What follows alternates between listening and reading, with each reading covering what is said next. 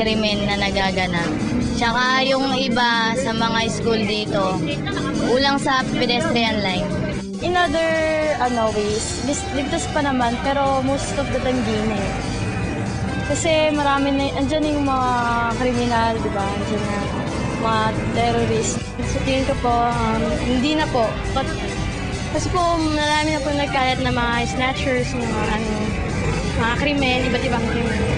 Sa tingin ko, kasi may naman siya may mga enforcers naman na mga katulad ng police, mga ganun. Kaya safe pa siya. Sa ngayon, dahil sa laganap na yung mga krimen, pati na rin yung dahil sa sobrang kahirapan, hindi na nasasabi na kahit ang sulok dito sa ating bansa, talagang wala naman nasasabi na ligtas pa. Safe? Depende sa tao. Sa akin, safe naman. Kaya ko naman sarili ko eh. Hindi na.